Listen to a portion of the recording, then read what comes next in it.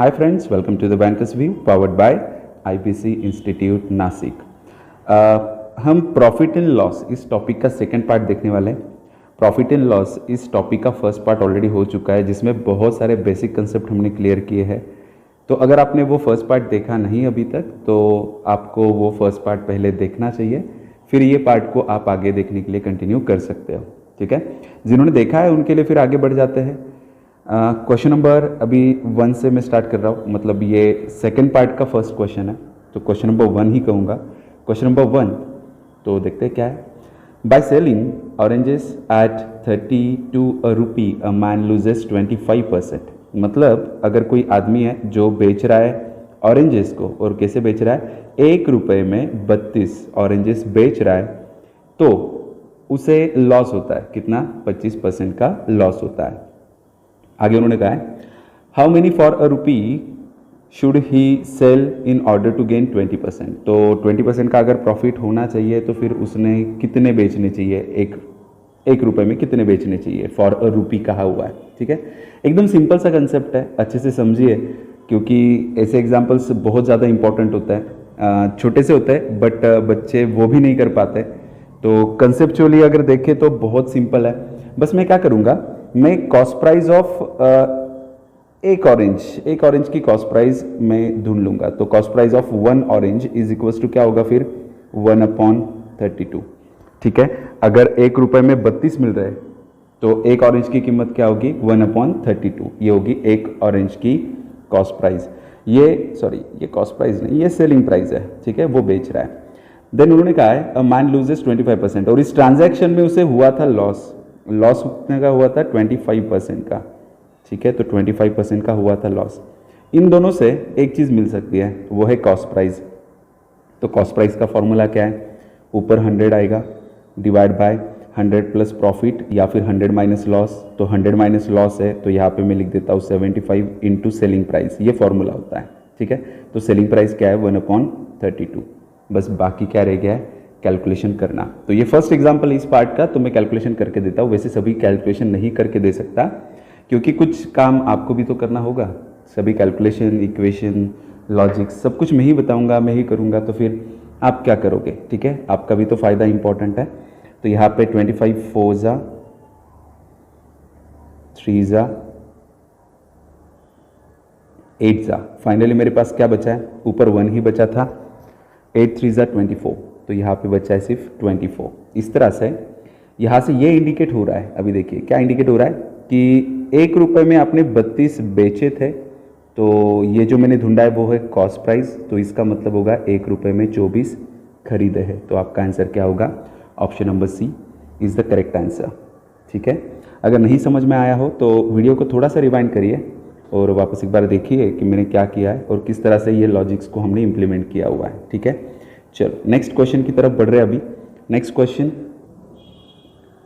By selling 72 articles a person gains the cost price of 18 articles. यहाँ पे कहा जा रहा है कि कोई अगर बंदा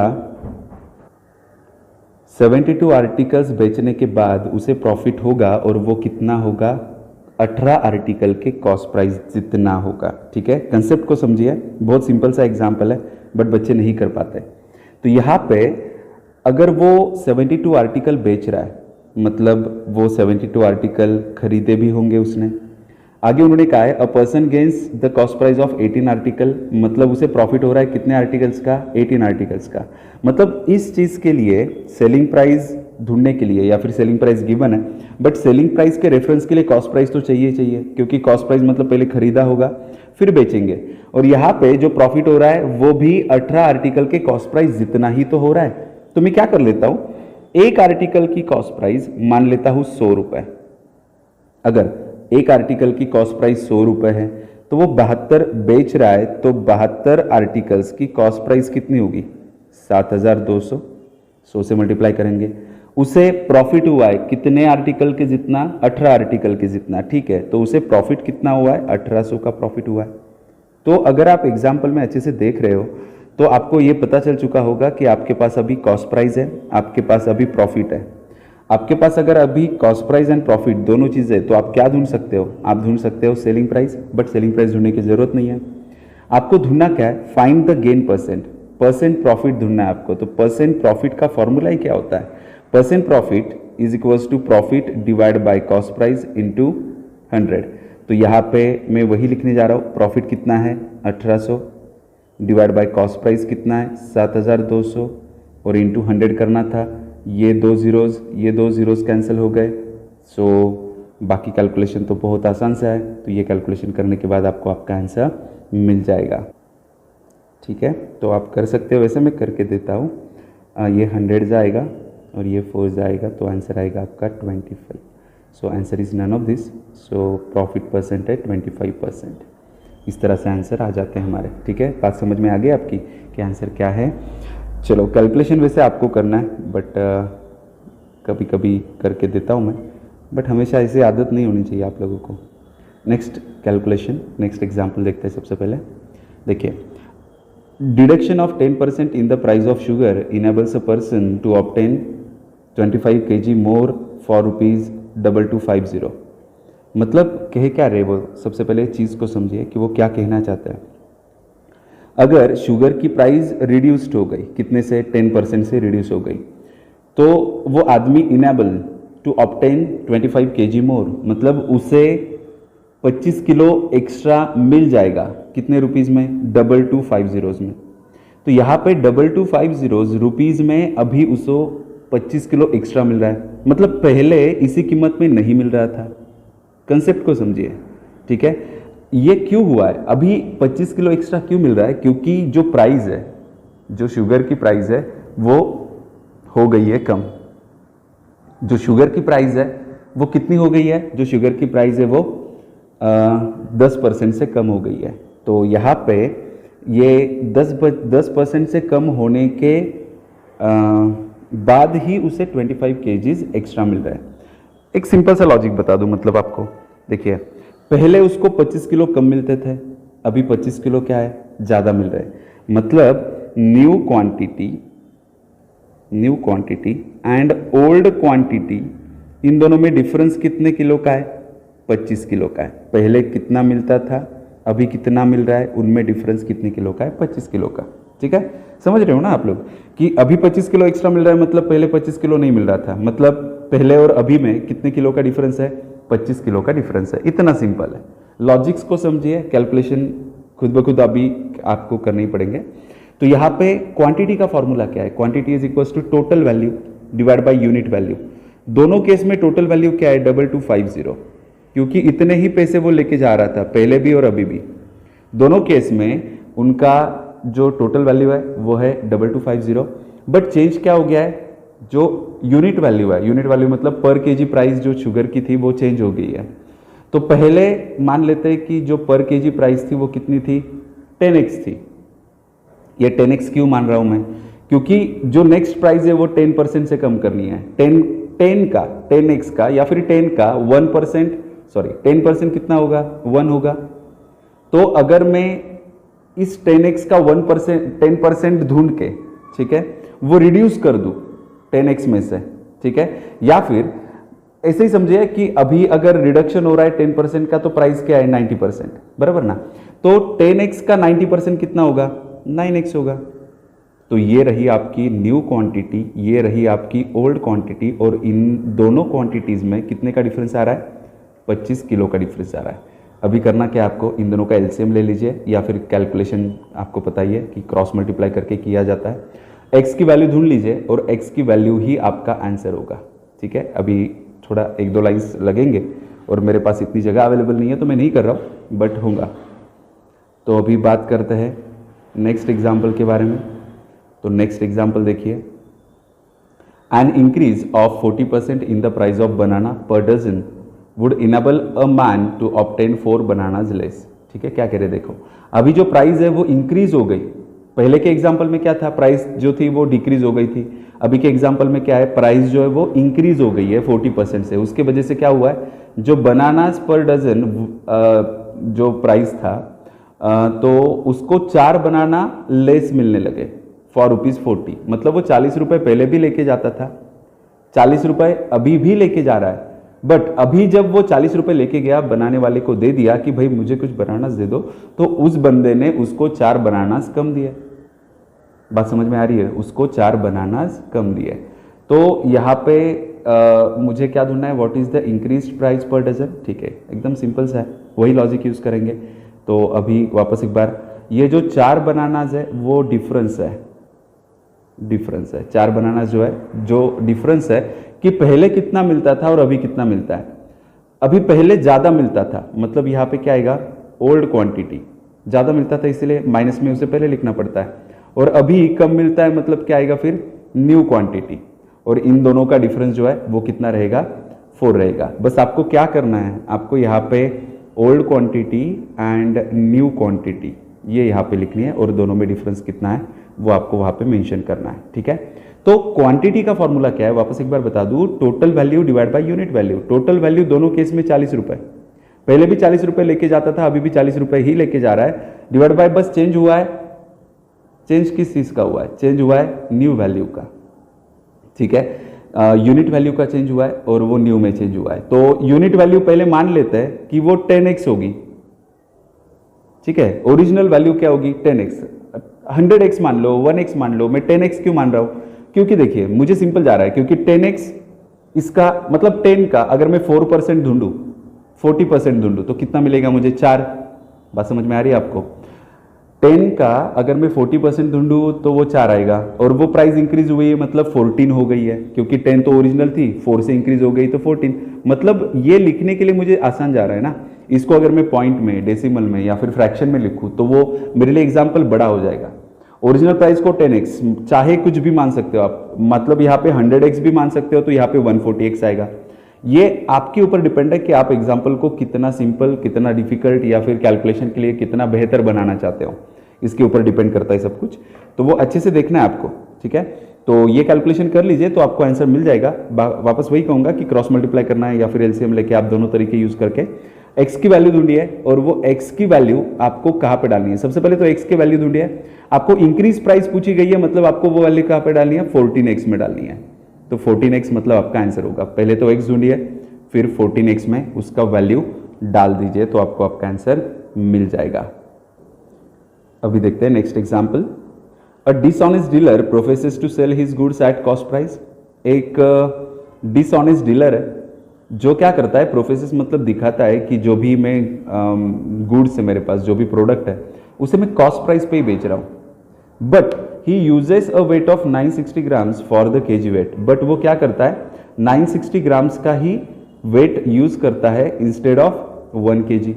ठीक है, मतलब सीधे सीधे यहाँ पे तो एकदम इजीली समझ में आ रहा है कि वो 960 पे 40 का घपला कर रहा है, क्योंकि 1000 ग्राम्स मतलब क्या होता है, 1 kg होता है। बात समझ में आ रही है? तो 1000 gram is equal to 1 kg। वो 1000 की जगह पे 960 बेच रहा है, मतलब 960 पे उसे प्रॉफिट कितना हो रहा है, 40 का। और यही चीज़ क्या करनी है आपको, परसेंटेज में बतानी है, इंटू 100, तो यही रहेगा आपका परसेंट प्रॉफिट। ये हो गया आपका आंसर। कैलकुलेशन करना बाकी है, वो तो आप करोगे, तो ये आपका आंसर आपको मिल जाएगा इस तरह से। बात करते हैं नेक्स्ट एग्जाम्पल के बारे में। देखिए बहुत ही इंपॉर्टेंट एग्जाम्पल, ये एग्जाम्पल क्लर्क्स में पूछे जाते हैं, प्री में एज वेल एज मेंस में। तो यहाँ पे वो क्या कह रहे हैं, a shopkeeper wants to make a profit of 12% on an article. जो शॉपकीपर है वो चाहता है कि मुझे प्रॉफिट हो, कितने का, 12% का। He also wants to give a discount of 20%, और वो ये भी चाहता है कि मैं 20% का डिस्काउंट भी दूँ। ठीक है, find out by how much percent cost price should be increase to make it as mark price. ठीक है, तो देखिए यहाँ पे बाकी फार्मूलाज तो आपको पता है, पार्ट 1 में मैंने बाकी फार्मूलाज के बारे में बात तो की है। यहाँ पे मार्क प्राइस का एक फार्मूला बता दूं सबसे पहले आपको, ये आप कहीं पे लिख के रखिए। मार्क प्राइस मतलब कैसे ढूंढते हैं मार्क प्राइस। मार्क प्राइस ढूंढना हो या फिर सेलिंग प्राइस ढूंढना हो, ठीक है, दोनों भी चीज़ों का फार्मूला हम देख लेंगे। तो सबसे पहले सेलिंग प्राइस का देख लेते हैं। सेलिंग प्राइस, ठीक है, सेलिंग प्राइस मिलती कहाँ से है, कैसे मिलती है, वो मार्क प्राइस पे डिस्काउंट देने के बाद मिलती है। ठीक है, तो यहाँ पे एज कंपेयर टू 100, यहाँ पे 100 माइनस डिस्काउंट, क्योंकि डिस्काउंट है तो माइनस ही होगा ना, 100 माइनस डिस्काउंट और इनटू क्या करोगे आप, मार्क प्राइस। तो आपको क्या मिल जाएगा, सेलिंग प्राइस का फॉर्मूला। ये लिख के रखिए, मैं आगे लिख के नहीं देने वाला, ये लिख के रखिए या फिर दिमाग में रखिए, दोनों चीज़ें आपके पास। तो यहाँ पे selling price is equals to क्या होगा, एज कम्पेयर टू 100 दिया जाने वाला डिस्काउंट, और वो किस पे दिया जाने वाला है, मार्क प्राइस पे। तो मार्क प्राइस का फॉर्मूला क्या होगा, ये सभी चीज़ क्या हो जाएगी आपके लिए रिवर्स, क्योंकि ये साइड चेंज होगी बस, बाकी कुछ नहीं ना, ठीक है। तो ये मैं बस उल्टा लिख रहा हूँ, तो यहाँ पे आएगा 100, देन उसके बाद आएगा 100 माइनस डिस्काउंट और इनटू क्या आएगा, सेलिंग प्राइस। तो यहाँ पे आपको selling price and mark price दोनों का फॉर्मूला पता होना चाहिए, तब जाके आप आगे बढ़ सकते हो, ठीक है। अभी के लिए मैं आगे बढ़ रहा हूँ, ये अगर आपने लिखा है, स्क्रीनशॉट लिया है या फिर अच्छे से देखा है तो बढ़ते आगे। A shopkeeper wants to make a profit of 12%, मतलब वो पहले चाहता है कि प्रॉफिट हो, और वो प्रॉफिट भी कितने परसेंट का होना चाहिए उसको, वो चाहता है कि मुझे प्रॉफिट हो कितने परसेंट का, 12% का। तो कॉस्ट प्राइस अगर मैं 100 मान लेता हूँ तो प्रॉफिट 12% का मतलब सेलिंग प्राइस कितनी होगी, 112, बात समझ रहे हो, सेलिंग प्राइस हो गई 112। देन वो डिस्काउंट भी तो चाहता था, डिस्काउंट कितने का चाहता था, 20% का डिस्काउंट चाहता था। तो अगर मेरे पास सेलिंग प्राइस एंड डिस्काउंट है तो मैं मार्क प्राइस ढूंढ सकता हूँ। अभी मैंने फॉर्मूला बताया मार्क प्राइस का, तो मार्क प्राइस का फॉर्मूला 100 ऊपर, नीचे 100 माइनस डिस्काउंट मतलब 80 आएगा, इंटू सामने आएगा सेलिंग प्राइस, तो ये आएगा 112। तो एक जीरो कैंसिल हो गया, तो 8 से डायरेक्ट डिवाइड कर सकते हैं, 8 1 जा 8, 8 4 जा, तो यहाँ पे मार्क प्राइस क्या मिल गई मुझे, 140। यहाँ से अभी क्वेश्चन देखिए क्या है, find out by how much percent cost price should be increase to make it as mark price. Cost price को कितने से इंक्रीज करे जो करके वो क्या बने, मार्क प्राइस। मार्क प्राइस तो बन गई, बस ये ढूंढो कि कितने से इंक्रीज की गई है। तो ये इंक्रीज की गई है कितने से, ये 40% से इंक्रीज की गई है, क्योंकि पहले 100 थी अभी 140 बन गई, मतलब कितने से इंक्रीज हो गया, 40% से इंक्रीज हो गया। देखिए सिंपल एग्जांपल है, ठीक है।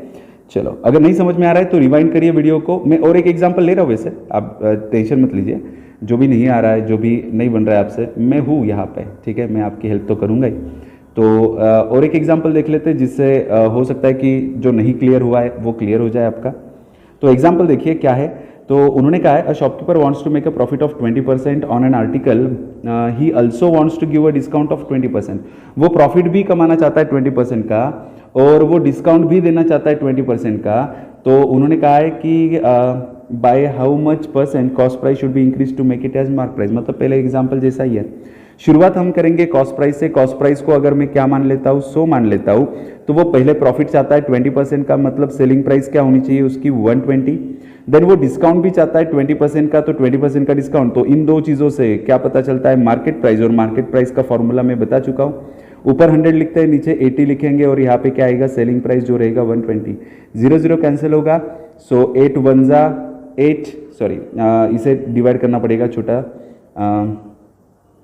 8 5 जा 40, तो ये मिल गया मार्क प्राइस 150। और उन्होंने क्वेश्चन देखिए वापस एक बार क्या पूछा है, उन्होंने पूछा कि कितने परसेंट से कॉस्ट प्राइस को बढ़ाया जाए जो करके वो क्या बने, मार्क प्राइस। तो मेरी कॉस्ट प्राइस मुझे पता है, मार्क प्राइस मैंने ढूंढ ली है, और ये दिख ही रहा है कि ये कितने परसेंट से बढ़ चुकी है, ये 50% से बढ़ चुकी है, और ये आपका आंसर है। यहाँ पे ए भी ऑप्शन है, सी भी हो सकता है, डी भी हो सकता है, जिसका आंसर होगा 50। तो देखते हैं next example. Next example, a tradesman marks his goods at 40% above his cost price and allows a purchaser a discount of 15%। तो देखिए यहाँ पे क्या कहा है उन्होंने ये कहा है कि जो ट्रेड्समैन है, मतलब जो भी सेल्समैन है, ऐसे मान लेते हैं कि जो भी सेल्समैन है, mark his goods 40% above the cost price, मतलब शुरुआत तो कॉस्ट प्राइस से होनी चाहिए। तो कॉस्ट प्राइस को अगर मैं 100 मान लेता हूँ तो 40% अबाउ उसकी मार्क प्राइस होगी, मतलब वो क्या होगी, 140। बात समझ में आ रही है। तो यहाँ पे कॉस्ट प्राइस है, यहाँ पे मार्क प्राइस है, तो मार्क प्राइस कितनी दे के रखी है उन्होंने, 40% above the cost price, so mark price is 140। Then उन्होंने कहा है कि वो डिस्काउंट भी देना चाहता है। डिस्काउंट कितने का देना चाहता है, 15% का डिस्काउंट देना चाहता है। तो उसका प्रॉफिट परसेंट कितना होगा, तो यहाँ पे मार्क प्राइस एंड डिस्काउंट, अगर ये दो चीज़ें पता है तो आप क्या ढूंढ सकते हो, यहाँ पे सेलिंग प्राइस ढूंढ सकते हो।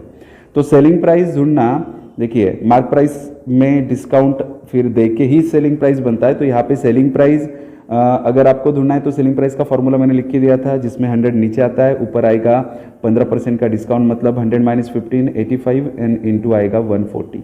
बाकी बचा हुआ कैलकुलेशन है बस, तो कैलकुलेशन कर लेते हैं। तो 0 0 कैंसिल, देन उसके बाद 5 2 जा 10, 5 1 जा 5, 5 7 जा, देन 2 7 जा, तो ये आएगा आपका आंसर 119। तो आपको दिख ही रहा होगा कि किया क्या है। तो ऐसे हमने सेलिंग प्राइस तो ढूंढ ली। उन्होंने पूछा क्या है, what profit percent does he makes. तो यहाँ पे कॉस्ट प्राइस जो भी थी वो अगर 119 मतलब 100 अगर कॉस्ट प्राइस थी और बेची जा रही है चीज़ 119 में, तो ये तो एकदम सीधे सीधे दिखाई दे रहा है कि 19% का प्रॉफिट हुआ है। तो आपका आंसर क्या होना चाहिए? 19% प्रॉफिट। ठीक है, देखते हैं next example. An uneducated shopkeeper marked the price of his goods 20% higher than original price. After that, he allows a discount of 20%. What is his percent loss? तो देखिए एकदम सिंपल सा एग्जाम्पल जिसमें उन्होंने क्या कहा है कि एक अनएजुकेटेड शॉपकीपर है जो क्या करता है, वो उसके जो भी प्रोडक्ट्स है, जो भी वो बेचना चाहता है, जो भी प्रोडक्ट्स बेचने चाहता है, उसको कॉस्ट प्राइस से 20% हाइयर मार्क करता है। मार्क करता है मतलब मार्क प्राइस हो गई। तो यहाँ पे शुरुआत होनी किससे चाहिए? कॉस्ट प्राइस से होनी चाहिए। बात सही है। Cost price is equal to कितना होगा? 100। देन यहाँ पे मार्क प्राइस मिल जाएगी जो उन्होंने कहा है कि 20% हाइयर मार्क कर रहा है, तो यहाँ पे आएगा 120।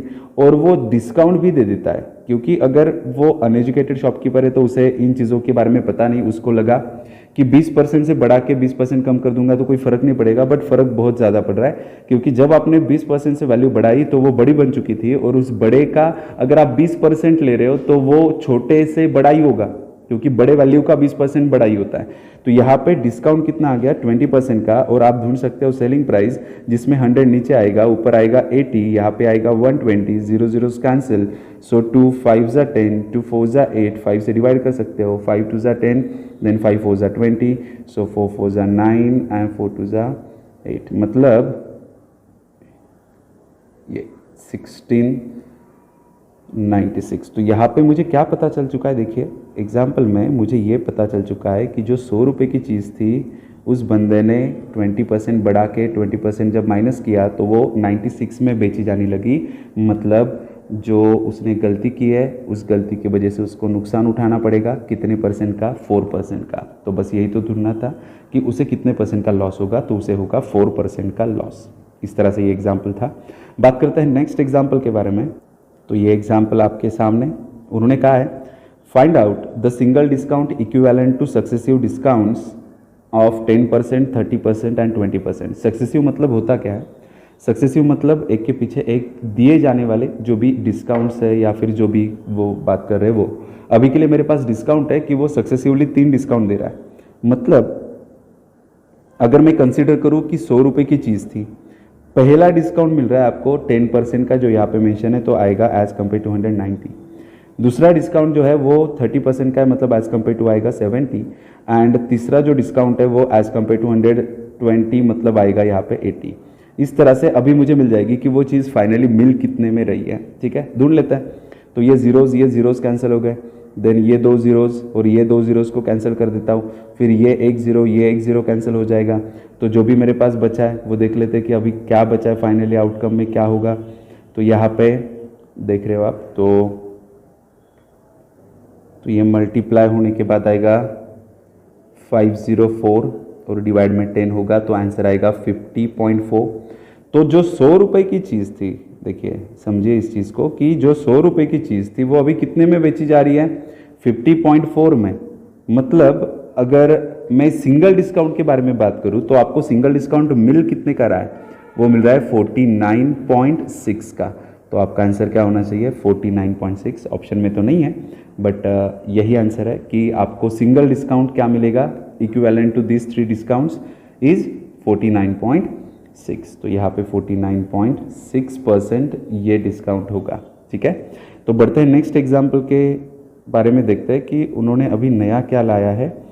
तो ये डिस्काउंट वाले एग्जाम्पल अच्छे से याद रखिए, जैसे कि ये अभी नेक्स्ट वाला एग्जाम्पल ही देख लीजिए आप, कि यहाँ पे उन्होंने कहा है कि find out the single equivalent discount to the successive discounts of 50% and 50%। देखिए 2 डिस्काउंट 50% मतलब चीज़ आपको फ्री में नहीं मिलने वाली है ना। यहाँ पे पहला डिस्काउंट 50% का मिल गया, मतलब 50 रुपये प्राइस हो गई, और 50 पे अभी और 50% का डिस्काउंट मतलब 25 रुपये प्राइस हो गई। मतलब 100 की चीज़ आपको कितने में मिल रही है? 25 रुपये में। मतलब सिंगल डिस्काउंट कितना है? 75। ठीक है, तो ये तो हुआ ऐसे ही ओरली, बट अगर आप चाहो तो ये इक्वेशन में जैसे मैंने प्रीवियसली किया वैसे भी कर सकते हो। 100 रुपये की चीज़ थी, एज कम्पेयर टू 100, पहले 50% का डिस्काउंट दिया तो 50 बचा, देन एज कम्पेयर टू 100 वापस 50% का डिस्काउंट दिया तो 50 बचा। ये कैंसिल हो गया, ये 2 ज़ीरो कैंसिल हो जाएंगे, तो 5 5 ज़ा 25, मतलब यहाँ से ये पता चल गया है कि जो 100 रुपये की चीज़ थी वो कितने में बेची जा रही है, 25 रुपये में। तो आपको सिंगल डिस्काउंट कितने का मिल रहा है, 75 रुपीज़ का, और परसेंटेज में बात करें तो 75% का। ठीक है, 100 से कंपेरिजन हो रहा है तो यहाँ पे बाय डिफ़ॉल्ट जो वैल्यू आ रही है वो परसेंटेज में ही होगी। ठीक है, तो यहाँ पे कुछ और भी एग्जांपल्स है जो मैं चाहूँगा कि आप लोग सॉल्व करें, क्योंकि कंसेप्ट सेम ही है। तो अगर आप देख ही रहे हो वीडियो तो स्क्रीनशॉट लेके या फिर कहीं पे लिख के पॉज करके आप ये कंसेप्ट सॉल्व कर सकते हो, ये क्वेश्चंस को सॉल्व कर सकते हो। नए नए कंसेप्ट मैं पढ़ाने की कोशिश कर रहा हूँ, आगे जाके कुछ जो भी नया है वो मैं पढ़ाऊँगा, जो इंपॉर्टेंट है। जो एक एग्जाम्पल मैंने पढ़ा दिया है वो सेम एग्जाम्पल आप लोग कर सकते हो। अभी नेक्स्ट एग्जाम्पल ये आपके सामने, यहाँ पे देखिए इस एग्जाम्पल में क्या कहा है, the profit earned by selling an article for ₹2000 is equals to loss when the same article is sold for ₹1600। मतलब उन्होंने कहा है कि जब मैं किसी चीज़ को 2000 में बेचता हूँ तो तब होने वाला जो प्रॉफिट है वो इक्वल होगा लॉस के। कौन सा वाला लॉस, कब होगा लॉस, जब आप उस चीज़ को बेचोगे 1600 में। यहाँ पे इनडायरेक्टली बस उन्होंने इक्वेशन ही बना के दिया है, वो कहना चाहते हैं कि profit is equals to loss है। देखिए यहाँ पे उन्होंने कहा है प्रॉफिट इक्वल्स टू लॉस। ठीक है, तो प्रॉफिट का फॉर्मूला क्या है बताइए, प्रॉफिट का फॉर्मूला है selling price minus cost price, and loss का फॉर्मूला है cost price minus selling price. ठीक है, तो यहाँ पे प्रॉफिट एंड लॉस दोनों के फॉर्मूलाज पता है, जिसमें से मुझे क्या पता है, मुझे कुछ जो वेरिएबल्स यूज़ कर रहा हूँ उसके वैल्यूज़ पता है। जैसे कि मुझे सेलिंग प्राइस पता है पहले वाली कंडीशन की, जब प्रॉफिट हो रहा था तो सेलिंग प्राइस कितनी थी 2000। दूसरे वाले कंडीशन की पता है मुझे सेलिंग प्राइस कितनी है, दूसरे वाले कंडीशन में 1600 रुपये। मुझे जो नहीं पता वो है कॉस्ट प्राइस। बट मैं एक ही चीज़ के बारे में बात कर रहा हूँ, तो दोनों के लिए मतलब ये दो कंडीशन मैंने लिखे हैं, बट ये एक ही चीज़ के दो कंडीशंस है, तो उसकी कॉस्ट प्राइस भी तो एक ही होगी। तो उसकी कॉस्ट प्राइस क्या होगी, एक्स, उसकी कॉस्ट प्राइस होगी एक्स। तो यहाँ पे बस इस इक्वेशन को सॉल्व करना है, ये x यहाँ पे जाएगा तो ये बन जाएगा 2x, देन ये 1600 यहाँ पे आएगा तो बन जाएगा 1600 था ये। ठीक है, तो यहाँ पे 2000 में से 1600 गए तो 400 बचेगा, तो यहाँ पे आएगा x का वैल्यू 200 रुपीज़। तो मुझे पता चल गई है कॉस्ट प्राइस, क्योंकि x मतलब ही क्या थी, मेरी कॉस्ट प्राइस थी। तो cost price of the article is equals to यहाँ पे आएगा। हाँ, बट एक चीज़ छोटी सी देखिए यहाँ पे क्या हो गया है। हाँ, कुछ लोगों के ध्यान में आया होगा कि क्या किया यहाँ पे, जो -1600 था यहाँ पे आने के बाद प्लस होने वाला था, तो यहाँ पे आएगा आपका answer 3600 is equals to 2x। तो x इज इक्वल्स टू क्या आएगा 1800। ठीक है, तो x इज इक्वल्स टू क्या होगा आपका 1800। Option D is your correct answer. इस तरह से ये एग्जाम्पल को सॉल्व करना था। साइन के ऊपर थोड़ा सा ध्यान दीजिए। बढ़ते हैं नेक्स्ट एग्जाम्पल की तरफ। नेक्स्ट एग्जाम्पल ये आपके सामने, नेक्स्ट एग्जाम्पल में देखिए क्या बोला है। क्वेश्चन है what profit percent is made by selling an article eight certain price if bye selling eight, देखते ये क्या है, हाफ है ये। ठीक है, तो ये यहाँ पे प्रिंटिंग मिस्टेक, तो यहाँ पे by selling at half of that price there would be a loss of 20%। ठीक है, तो यहाँ पे मैं करेक्शन कर दूँ, ये यहाँ पे है 1/2। ठीक है, तो यहाँ पे वापस एक बार कर देता हूँ, ये यहाँ पे गलती से ऐसा हुआ है, ये है 1/2। ठीक है, तो वापस एक बार पढ़ते हैं क्वेश्चन को और देखते हैं, समझते हैं कि उन्होंने क्या कहा है। What profit percent is made by selling an article at a certain price if by selling half of that price. कौन से प्राइस का हाफ, ठीक है, जो प्रीवियस सेलिंग प्राइस था, ठीक है, उसका हाफ। तो प्रीवियस सेलिंग प्राइस मुझे नहीं पता कि क्या है, देन उसके बाद जो भी सेलिंग प्राइस था उसका अगर मैं हाफ से बेचूं तो मुझे लॉस होता है, कितने से, 20% से लॉस होता है। ठीक है, तो यहाँ पे दो चीज़ें इंपॉर्टेंट है। यहाँ पे पहली चीज़ क्या है आपके लिए, देखिए पहली चीज़ तो आपको यह है कि कॉस्ट प्राइस को अगर मैं 100 मान लेता हूँ, ठीक है, कॉस्ट प्राइस को अगर मैं 100 मान लेता हूँ या फिर x मान लीजिए, कोई फ़र्क नहीं पड़ता। सेलिंग प्राइस को भी कुछ मानना पड़ेगा, तो मैं यहाँ पे x ही मान लेता हूँ। कॉस्ट प्राइस को मैं x मान लेता हूँ, तो दूसरी चीज़ मुझे सेलिंग प्राइस को क्या मानना पड़ेगा, y मानना पड़ेगा। तो यहाँ पे उन्होंने कहा है कि what profit percent is made, मतलब ओरिजिनल कंडीशन में बाय डिफॉल्ट क्या होने वाला था, प्रॉफिट होने वाला था। तो प्रॉफिट का फॉर्मूला क्या है, profit is equals to selling price minus cost price. तो यहाँ पे सेलिंग प्राइस कितना है y एंड कॉस्ट प्राइस कितना है x, तो यहाँ पे मेरा प्रॉफिट क्या होगा y माइनस एक्स। उन्होंने कहा है if bye selling at half of that price, मतलब जो प्रीवियस प्राइस थी उसके अगर हाफ में बेचूंगा तो लॉस हो जाएगा मुझे, कितने परसेंट का? 20% का लॉस हो जाएगा। तो यहाँ पे देखो मैं इक्वेशन में रिप्रेजेंट करके देता हूँ आपको कि जो सेलिंग प्राइस है अभी की वो क्या होगी? Half of the old selling price. तो यहाँ पे क्या लिखूंगा मैं लिखते time? Half of the Y, तो वाई डिवाइड बाय 2। अगर ये सेलिंग प्राइस होगी, ठीक है, ये सभी ओल्ड कंडीशन का है, ये आपकी न्यू सेलिंग प्राइस है, ठीक है। तो लॉस हो रहा था कितने परसेंट का? 20% का। तो यहाँ पे लॉस इज इक्वल्स टू 20%। बात समझ में आ रही है? तो आपके पास क्या क्या है देखिए, आपके पास सेलिंग प्राइस है, आपके पास लॉस है, और आपके पास और एक चीज़ भी है, वो है कॉस्ट प्राइस, जो हमने कंसिडर करके रखी है। कॉस्ट प्राइस को हमने क्या कंसिडर किया था? एक्स कंसिडर किया था। यहाँ तक क्लियर है? यहाँ पे अगर मैंने कॉस्ट प्राइस को एक्स कंसिडर किया था, तो अभी एग्जाम्पल देखिए मैं क्या चेंजेस करने वाला हूँ यहाँ पे। तो ये सभी चीज़ें वापस एक बार लिख रहा हूँ। उन्होंने क्या कहा था? मैंने कॉस्ट प्राइस को कंसिडर किया था एक्स, सेलिंग प्राइस को कंसिडर किया था वाई। तो यहाँ पे जो ओरिजिनल कंडीशन में प्रॉफिट होगा वो होगा वाई माइनस एक्स, क्योंकि ये फार्मूला है प्रॉफिट का, profit is equals to selling price minus cost price. ये तो हमने किया था। देन आगे हम बात कर रहे थे न्यू कंडीशन के बारे में कि न्यू कंडीशन में सेलिंग प्राइस क्या होगा? Half of the old selling price. तो यहाँ पे नया सेलिंग प्राइस ये ग्रीन कलर में यहाँ पे दिखा रहा हूँ मैं, तो ये होगा y डिवाइड बाई 2। देन उसके बाद आपको होने वाला था लॉस, नेक्स्ट कंडीशन में लॉस होने वाला है कितने परसेंट का? 20% का लॉस। और कॉस्ट प्राइस तो उतनी रहेगी, कॉस्ट प्राइस तो चेंज होने वाली नहीं है, लॉस की वजह से सेलिंग प्राइस चेंज हो गई, वो अलग सा बात है, ठीक है। तो यहाँ पे मैं लॉस का फॉर्मूला लिख सकता हूँ, या फिर कोई भी फॉर्मूला आप यूज़ कर सकते हो, जैसे कि कॉस्ट प्राइस का फॉर्मूला। अगर मुझे कॉस्ट प्राइस का फॉर्मूला यूज़ करना है जब लॉस हो रहा है कंडीशन में, तो cost price is equals to क्या होता है? सेलिंग प्राइस प्लस लॉस, ये फॉर्मूला होता है। ये सिंपल सा है, ठीक है।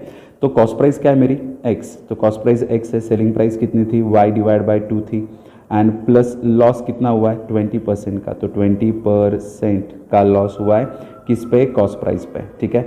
अब ये 21 जा 25 जा, तो ये 1/5x यहाँ पे आएगा, तो 4/5 बचेगा। 4/5x is equals to y/2।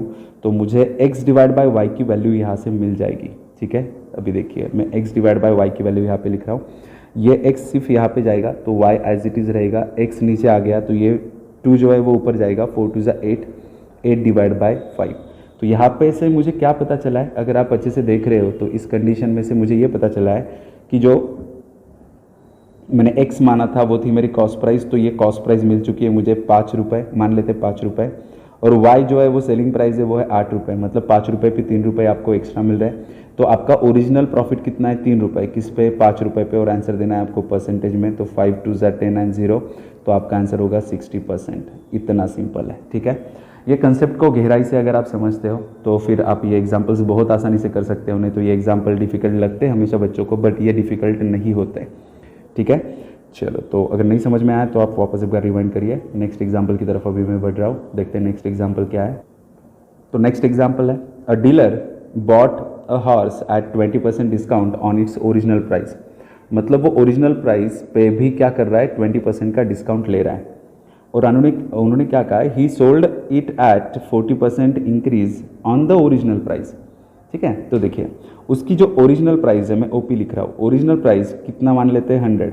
तो उसकी कॉस्ट प्राइस क्या है? उसने 20% डिस्काउंट से खरीदा है, मतलब वहाँ पे उसने लिया है 80 रुपये में, और जब वो बेच रहा है तो वो 40% increase but on the original price, मतलब उसकी सेलिंग प्राइस 40% ज़्यादा होगी बट ओरिजिनल प्राइस है, तो यहाँ पे आएगा 140। तो प्रॉफिट परसेंट ही तो ढूंढना है। तो यहाँ पे कॉस्ट प्राइस पता है, सेलिंग प्राइस पता है, 80 रुपये की चीज़ वो बंदा कितने में बेच रहा है? 140 में, मतलब कितने रुपए एक्स्ट्रा कमा रहा है वो? 60 रुपये, किस पे? 80 पे, और आंसर देना है परसेंटेज में। बस यही तो चीज़ करनी थी आपको। तो यहाँ पे आएगा 0 0 कैंसिल, देन 2 4 जा 8, 2 3 जा 6, 4 25 जा, तो ये आएगा आपका आंसर 75%। समझ रहे हो? तो इस तरह से ये एग्जाम्पल सॉल्व किए जाते हैं।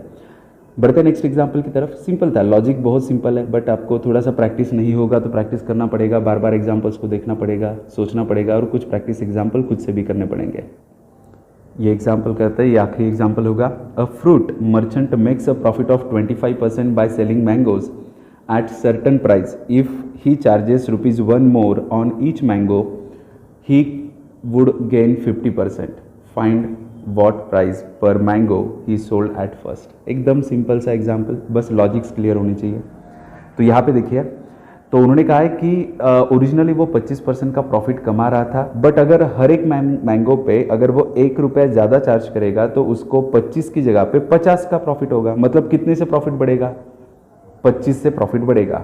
ये 25 का प्रॉफिट क्यों बढ़ा है? क्योंकि आपने 1 रुपये ज़्यादा लिया। मतलब मैं 1 रुपये को ही क्या मान सकता हूँ? 25। तो 1 रुपये मतलब मेरा 25 होगा, तो 100 मतलब कितना होगा? 100 मतलब होगा 4 रुपये। तो यहाँ पे क्रॉस मल्टीप्लाई करना था बस। तो x की वैल्यू क्या आती है आपकी? 4 रुपये।